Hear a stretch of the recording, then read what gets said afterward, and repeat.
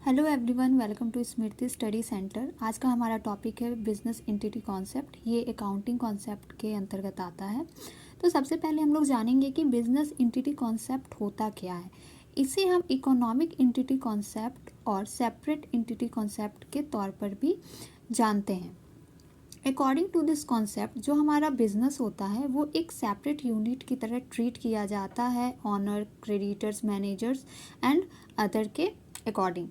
अगर दूसरे वर्ड में बोलूँ तो बिज़नेस का जो ऑनर होता है वो डिस्टिंक्ट होता है और इसका जो बिज़नेस होता है वो अलग होता है। मीन्स मान लो कि हर्ष जो है वो एक ऑनर है, इसने अपना कैपिटल लगाया, इसका एक बिज़नेस है, उसमें अपना कैपिटल इन्होंने लगाना मैन्युफैक्चरिंग के बिज़नेस में। तो उस मैन्युफैक्चरिंग के बिज़नेस में कुछ ऑपरेशंस हो रहे हैं, जैसे एसेट्स को परचेज़ किया जा रहा है, गुड्स को परचेज़ किया जा रहा है, एक्सपेंसेस पे की जा रही है, गुड्स को सेल किया जा रहा है। तो ये सारे जितने भी ऑपरेशंस हो रहे हैं उनका एक सेपरेट रिकॉर्ड बुक बनेगा।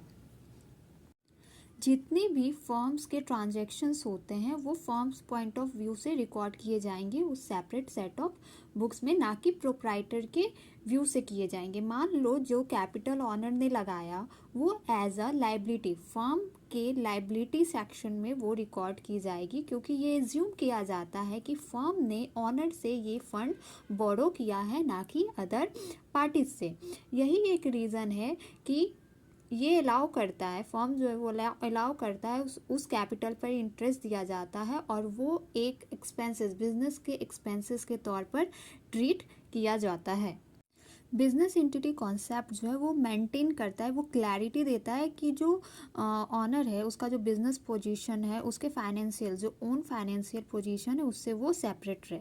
मान लो कि ऑनर जो है वो कैपिटल प्रोवाइड किया है अपने बिजनेस में, तो ये जो रिकॉर्ड है वो बिजनेस के फर्म बुक में रिकॉर्ड की जाएगी। लेकिन वहीं पे ऑनर अगर खुद के लिए घर खरीदता है तो वो बिजनेस बुक में, सेट ऑफ बुक में रिकॉर्ड नहीं की जाएगी। बिजनेस के लिए अगर प्रोप्राइटर कोई भी अमाउंट विड्रॉ करता है पर्सनल यूज़ के लिए तो वो एज अ ड्राइंग के तौर पर ट्रीट किया जाता है।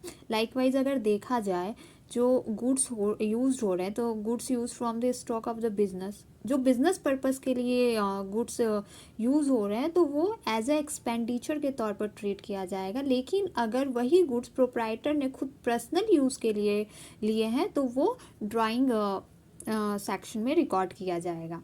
इस कॉन्सेप्ट के सेपरेट एंटिटी कॉन्सेप्ट के अनुसार प्रोप्राइटर अगर हाउस लेता है, अगर किसी भी तरह का पर्सनल इन्वेस्टमेंट करता है या फिर अपना पर्सनल कार्ड लेता है, पर्सनल अगर किसी भी प्रकार के वो इनकम लेता है, तो ये सारी चीज़ें जो हैं वो बिजनेस एंटिटी अकाउंट्स के सेपरेट बुक में रिकॉर्ड होगा, ना कि बिजनेस फर्म अकाउंट में रिकॉर्ड होगा। मान लो if the proprietor has some other business entity doing another business and the record of that business should also be kept separate. In the absence of the concept of that separate entity, the net profit and the financial position of business entity concept of the separate entity cannot be known, and the concept of the separate entity is applicable to all forms of business organizations like sole proprietorship, partnership और other companies.